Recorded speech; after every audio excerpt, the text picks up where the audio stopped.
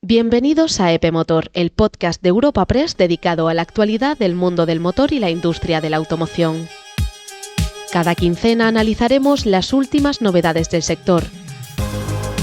Lanzamientos, innovación tecnológica, electrificación, normativa, mercados y las tendencias que están marcando el futuro de la movilidad. Además, entrevistaremos a las voces más relevantes de la industria para entender qué decisiones se están tomando y cómo impactarán en el mercado. Buenas a todos y bienvenidos a un nuevo episodio más de EP Motor. El día de hoy hablaremos de Fórmula 1, la cual ha protagonizado un cambio de fichaje entre bastidores. Después hablaremos de MotoGP, competición que el pasado fin de semana se debutó en Silverstone, cuyo resultado denotó un claro acento español. Asimismo hablaremos de marcas, donde el foco se posiciona en el fin histórico del conflicto laboral para Tesla, así como el cómo se hace de un superventas de Toyota y el nuevo Jeep Compass eléctrico. Además, ojo a las nuevas medidas de la Unión Europea, que va a cambiar la vida útil de nuestros coches. Y por último, en la sección de entrevistas charlaremos con Francisco Blanco para descubrir el arte del detailing y cómo dejar un coche impecable. Y así cerramos como siempre con nuestra querida sección Bajo el Capó, que el día de hoy os adelantamos que habla sobre multas de tráfico. Pónganse cómodos porque EP Motor acaba de arrancar.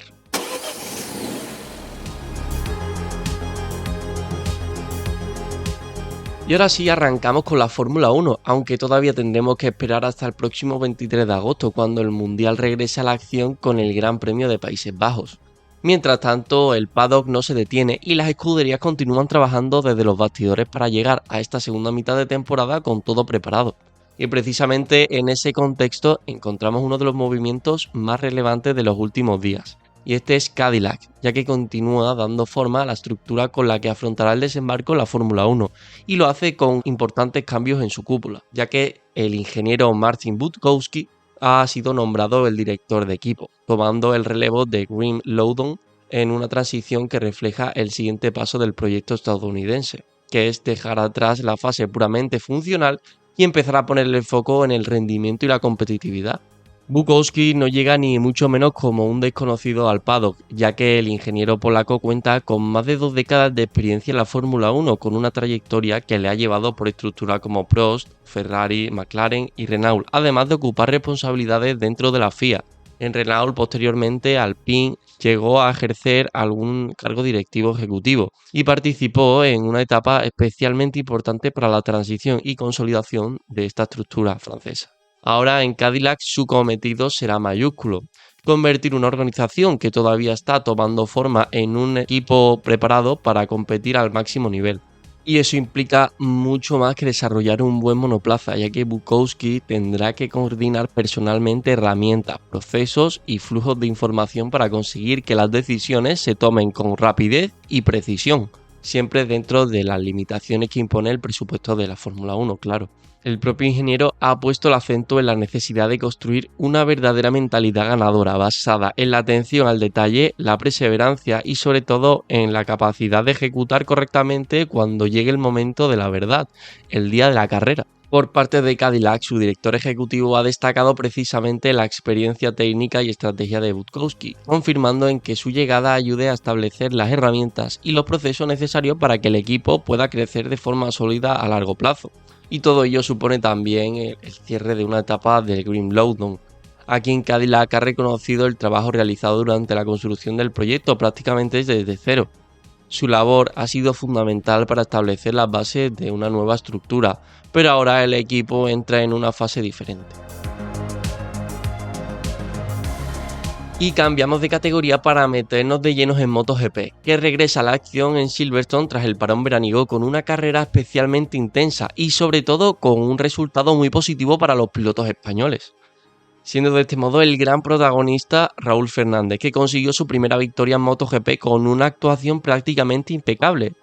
El piloto de Aprilia tomó el liderato desde el inicio y cruzó la bandera a cuadros por delante de su compañero Jorge Martín y del italiano Marco Bezzecchi, completando así un nuevo triplete de Aprilia, tras el logrado también sprint del sábado. El segundo puesto de Jorge Martín tuvo además una importante repercusión en el campeonato, ya que el madrileño remontó después de una mala salida y aprovechó la caída de Ayagura para ampliar su ventaja frente a la general. Ahora lidera así con 240 puntos, 31 más que Bezzecchi y 37 sobre Ogura. Marc Márquez, que terminó séptimo, es cuarto con 200 puntos. La carrera estuvo marcada además por varios abandonos, entre ellos Francesco Bagnaia y Joan Mir, entre otros. En Moto2 la victoria fue para Felix Salac, acompañado en el podio por los españoles Iván Ortola y Alex Screen. La nota curiosa llega en la última vuelta, cuando el líder del mundial, Manu González, redujo el ritmo al pensar que la carrera había terminado. El incidente básicamente produjo un contacto con Darry Holgado, que dejó a ambos fuera del podio. Y en Moto3 otra victoria española. David Almansa se impuso en Silverstone y sumó su segundo triunfo de la temporada en una carrera marcada también por la ausencia del líder Máximo Quiles, lesionado tras una caída el sábado.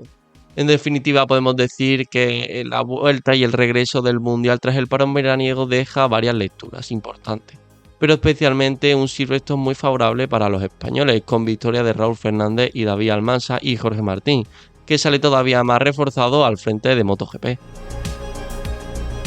Y con esta noticia abandonamos la competición en el circuito para centrarnos en la actualidad de las marcas, y en concreto en Tesla.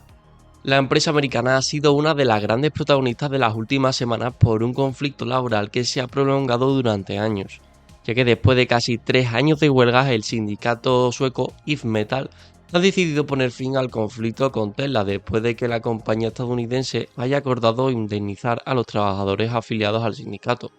El enfrentamiento en concreto se remonta a 2023, cuando los empleados de Tesla en Suecia iniciaron una huelga para reclamar un convenio colectivo.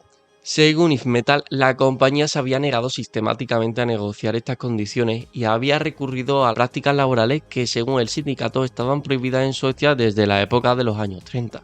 Y es que el conflicto además trascendió rápidamente las fronteras de Tesla, ya que otros sindicatos de los países nórdicos se sumaron a las medidas de solidaridad, llegando a afectar a servicios como el mantenimiento y reparación de vehículos, la manipulación portuaria o incluso el reparto postal relacionado con la marca. Y ahora, con la indemnización acordada y el fin de la huelga, se cierra uno de los conflictos laborales más prolongados a los que se ha enfrentado Tesla en Europa. Eso sí, desde IF Metall mantienen una postura muy crítica con la compañía y consideran que el desenlace demuestra hasta qué punto Tesla ha preferido compensar económicamente a sus trabajadores antes que aceptar un convenio colectivo.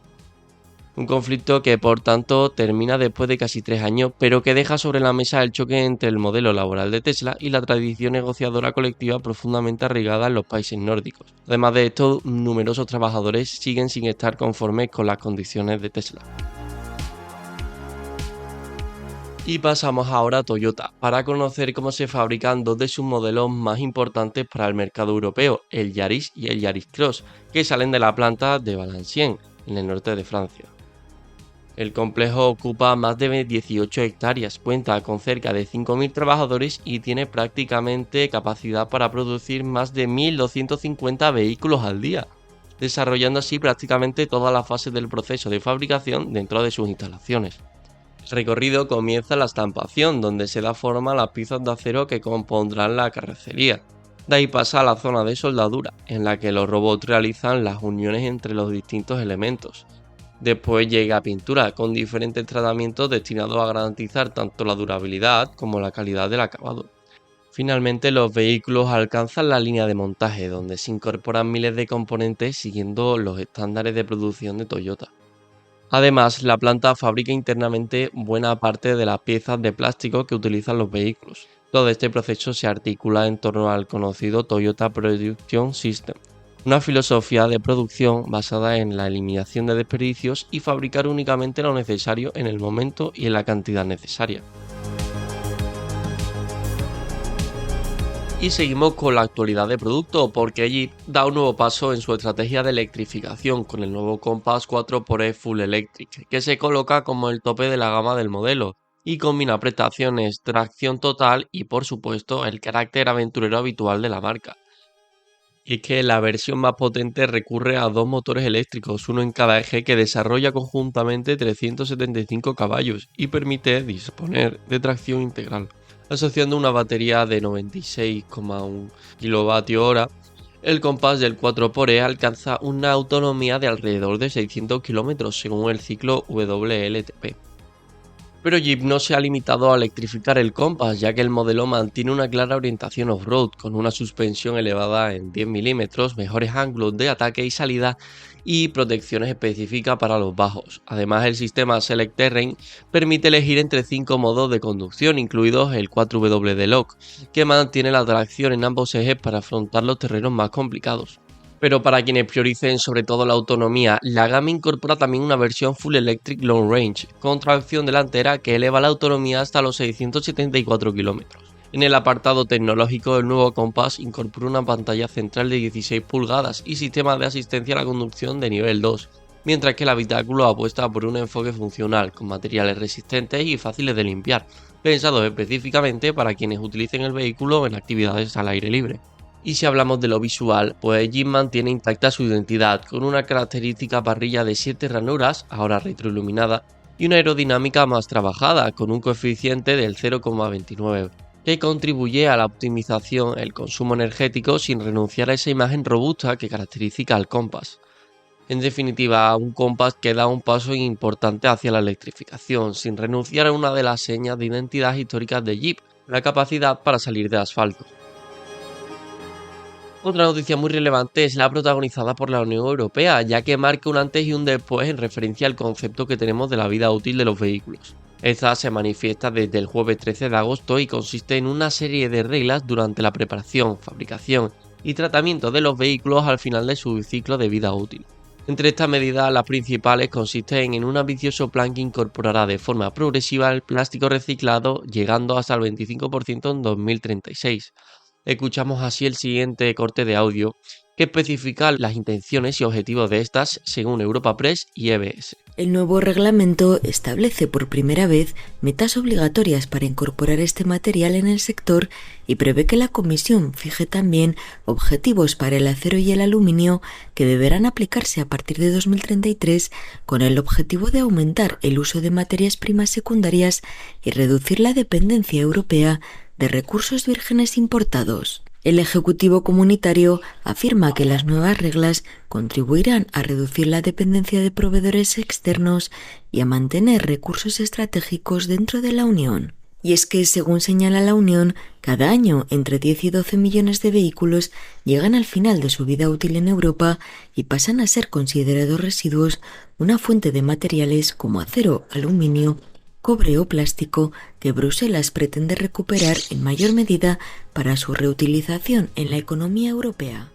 Y así, tras esta noticia, damos paso a la entrevista del episodio de hoy. En concreto, hablaremos con Francisco Blanco de Talleres Detailing White, que nos acerca y explica en qué consiste el mundo del detailing, así como nos explicará los servicios que ofrece en su taller y demás cuestiones que, como les comentamos, nos servirán para comprender este mundillo asombroso, donde el detalle es lo que vale.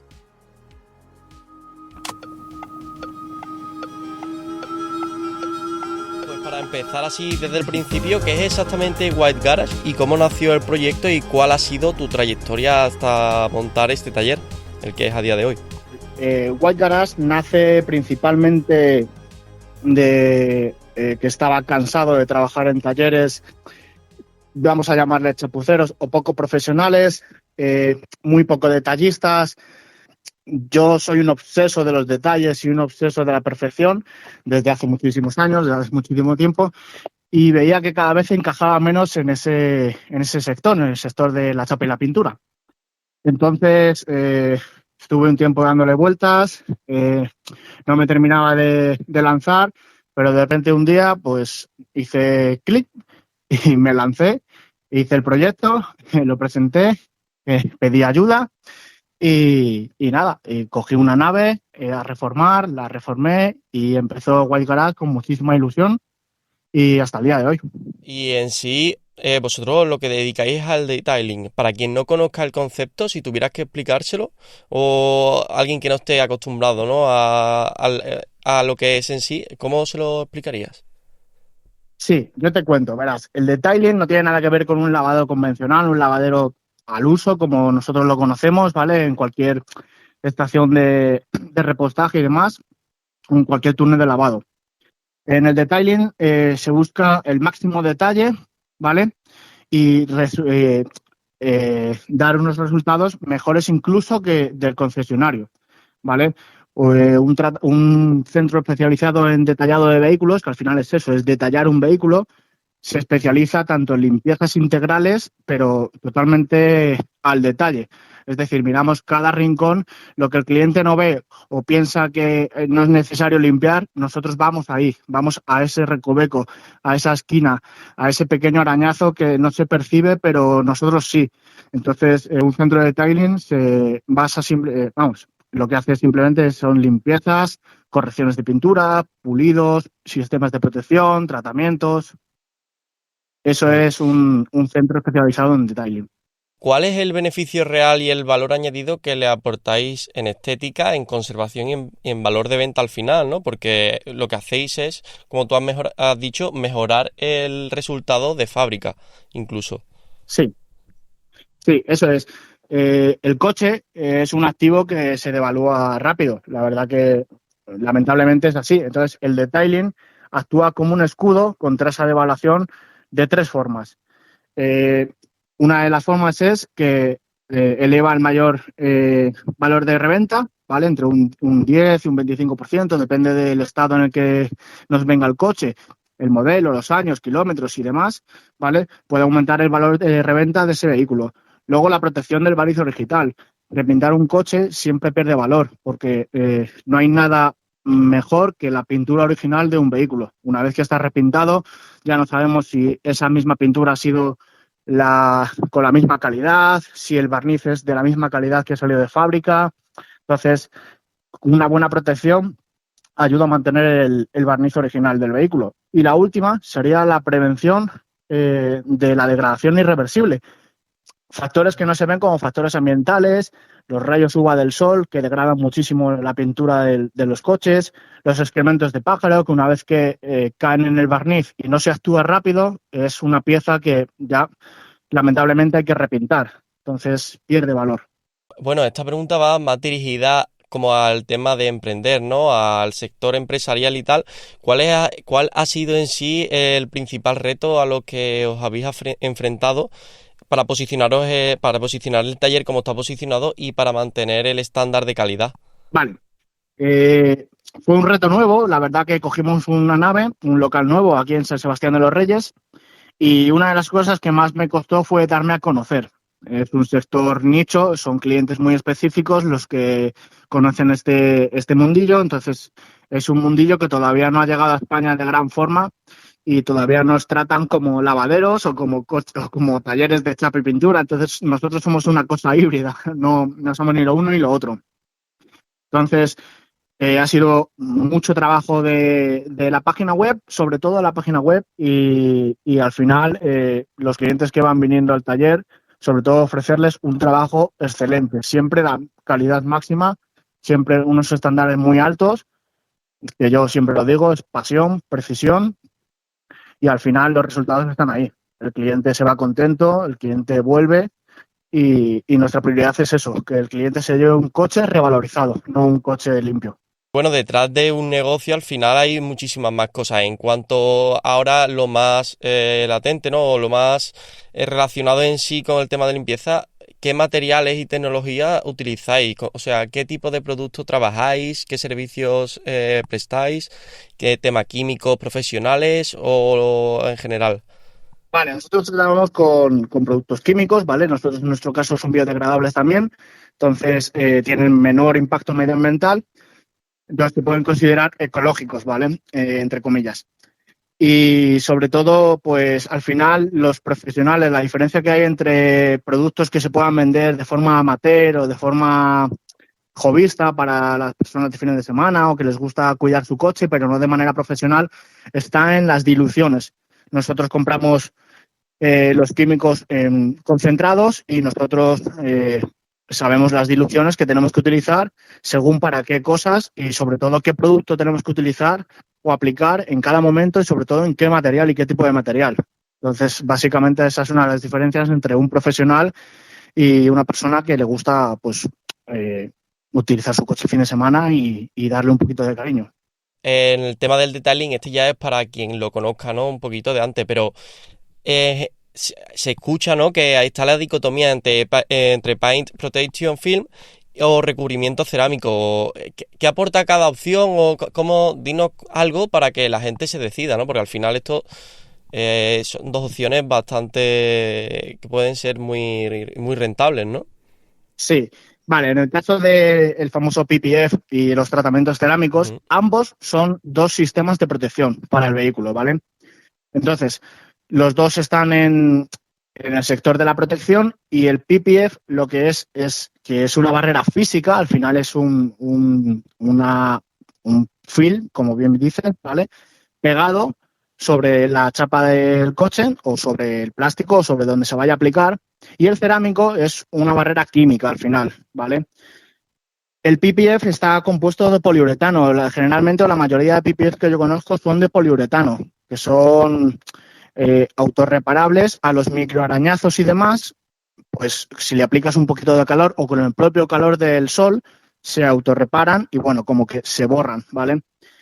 En el caso del tratamiento cerámico, está compuesto la mayoría de todos de dióxido de silicio y nosotros trabajamos con uno de la casa Art Design, que es dióxido de silicio más un refuerzo de grafeno. Eso lo que le da es una mayor resistencia al propio cerámico.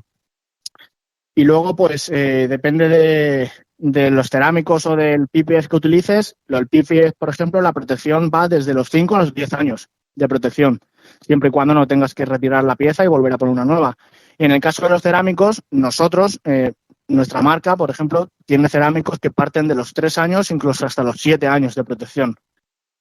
Y bueno, yo recomendar, eso ya va en función del uso que le dé el cliente a su vehículo.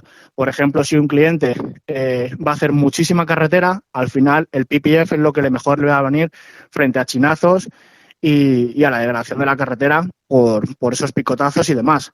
Si es un coche para uso diario, que es por centro urbano y demás, el tratamiento cerámico es mucho más económico que el PPF y al final va a proteger bastante frente al PPF, que al final es demasiada protección para el uso que se le va a dar al vehículo. Pues esa es mi opinión. En vuestra web, whitegarage.es, podemos ver que tenéis un servicio bastante único centrado en cascos de motos o de competición en general.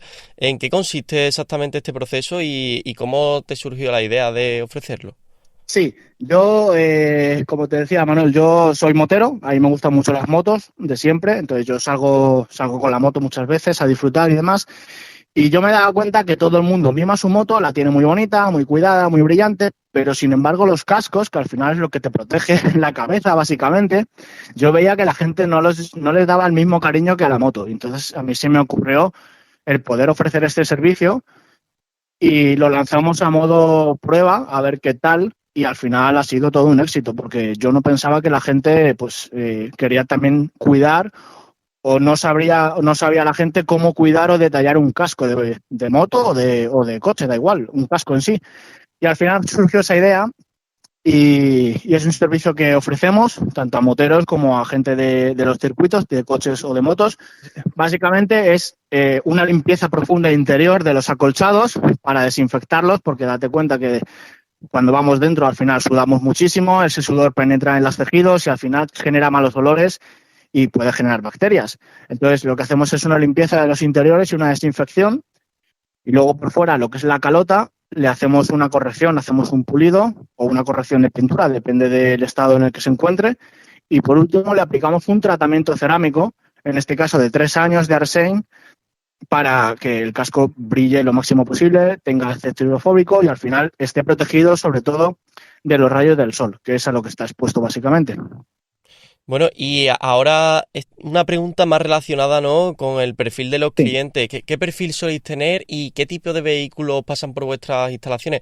Porque está claro que, como nos comenta, con vehículos abordamos tanto coches como motos. Que parece que el tema del detailing prácticamente, ¿no?, como que ocupa todo el tema coches, pero al final también las motos ocupan su lugar. ¿Qué perfil suelen mantener? Al final suele ser un perfil en el que, bueno, me vienen coches de todo tipo, pero si me tengo que decantar por la mayoría de coches que trabajamos aquí a diario, suelen ser coches de media y alta gama. Luego ya pasamos a los superdeportivos y demás, que también tenemos coches así. Y de motos es bastante curioso porque tenemos de todo tipo, tanto motos de 125 como motos deportivas, como de trail. Acuden a nosotros club de motos directamente, que bueno, pues se le hace precio y demás. Y al final es bastante diverso, en las motos es bastante diverso. Hemos tocado todo tipo de motos hasta el momento. La gran mayoría de los aficionados al motor, ¿no? Pues lavan su coche en los típicos boxers de agua a presión y demás. ¿Qué pasos deberían seguir para hacer un buen lavado ahí y cuáles son los errores garrafales que debemos evitar a toda costa? Como por ejemplo puede ser usar el famoso cepillo este que está en las gasolineras para darle a los cristales y demás. Sí, como te decía Manuel, ese cepillo al final son de celdas duras, entonces al final te va a rayar la pintura. En el mismo momento está con agua, está húmedo, está brillante y no le pasa nada.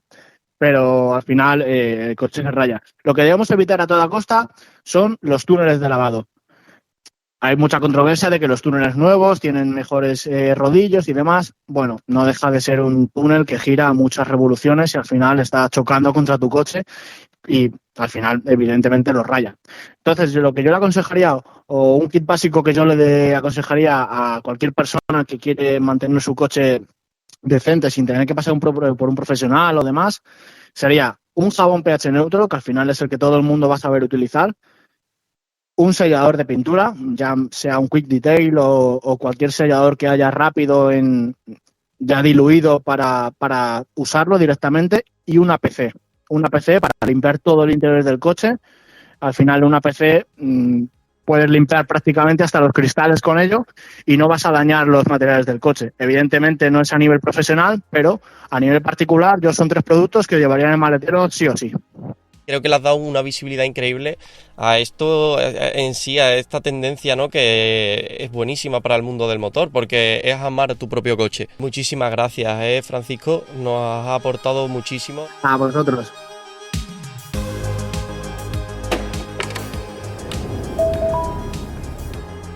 Y una vez cerrada la entrevista con Francisco, nos dirigimos a la sección que pone broche y final al episodio de EP Motor, Bajo el Capó. Y es que en esta ocasión vamos a hablar de un tema que probablemente no resulte especialmente agradable para ningún conductor, pero que sí esconde algunos datos y curiosidades interesantes: las multas de tráfico. Y es que si alguna vez os habéis preguntado cuánto dinero genera realmente la sanción de tráfico, los datos de 2025 dejan cifras bastante llamativas. Las 9 grandes ciudades españolas analizadas recaudaron un conjunto de 489,9 millones de euros, frente a unos 390,5 millones que habían previsto inicialmente. Es decir, ingresaron un 25,5% más de lo presupuestado. Y es que si hay una ciudad que destaca claramente sobre el resto, es Madrid, la capital, que reconoce ingresos por multa de más de 283 millones de euros, unos 74,7 millones por encima de lo que había previsto. Es con diferencia la mayor cifra de las ciudades analizadas. La siguiente a Madrid es Barcelona, con prácticamente 65 millones de euros, mientras que Valencia protagoniza uno de los datos más llamativos, ya que recaudó 27,9 millones, casi el doble de los 14 millones que había presupuestado inicialmente. En el otro extremo encontramos a Palma, la única de las 9 ciudades que no alcanzó su previsión, ya que el ayuntamiento reconoció 25,6 millones de euros frente a los 32,6 millones presupuestados. El resto también terminó por encima de sus estimaciones. Sevilla recaudó 24,1 millones, Bilbao 23,1, Málaga 20,3, Zaragoza 14,1 y Murcia 6,6. Así que aunque para el conductor una multa supone principalmente un golpe de bolsillo, para las administraciones municipales representan también una importante fuente de ingresos. Y los datos de 2025 dejan unas conclusiones bastante claras. En 8 de las 9 grandes ciudades analizadas, las multas terminaron recaudando más de lo que los propios ayuntamientos habían previsto. Y ya que tenemos las cifras sobre la mesa, cerramos el mapa con un par de historias que demuestran que a veces las carreteras españolas superan la ficción. Atentos a esto, y es que ¿cuál creen que ha sido una de las multas más surrealistas y altas que se han registrado en nuestra historia? Pues esta no se la pusieron a ningún coche, sino a un peatón. Ocurrió en un pueblo de León. Un hombre caminaba de noche en una carretera secundaria sin chaleco reflectante. Hasta ahí una negligencia. El giro de guión llega cuando, tras ser casi atropellado, la Guardia Civil le hace un test de alcoholemia y da positivo. El resultado, 2.000 euros de sanción. Eso sí, se fue a su casa con la cartera temblando, pero con todos los puntos de su carnet intactos, porque claro, iba andando. Y hablando de anécdotas locas, si pensáis que el peligro de multa solo está en cometer una locura al volante, es porque no conocéis las famosas multas fantasmas. Es que seguro que en más de una ocasión os habéis cruzado con el típico conductor que da un frenazo brusco justo antes de pasar por un radar fijo y demás. Y luego pues vuelve a acelerar como si nada. Pues bien, os aseguro que esta picardía tiene los días contados gracias a los radares cascada. ¿Cómo funciona? Pues muy fácil. La DGT coloca un radar móvil oculto solo unos kilómetros después del radar fijo. Cuando te confías y vuelves a pisar a fondo, ¡zas! Todo al canto. Y si no caes ahí, pues cuidado con los radares antifrenazo. Te hacen exactamente lo contrario y te multan por reducir la velocidad de golpe de forma peligrosa antes de la cabina. Al final, la moraleja está clara. En la carretera echa la ley, la DGT ya tiene pensada la trampa. Y ahora sí, cerramos el episodio de hoy. Esperamos que les haya gustado. Se lo ha contado Manuel de la Huerta con la colaboración de Jorge Marín de EOB Productora. Muchas gracias y ya saben, más en el siguiente episodio dentro de 15 días. Esto ha sido EP Motor, el podcast de Europa Press sobre el presente y el futuro del motor.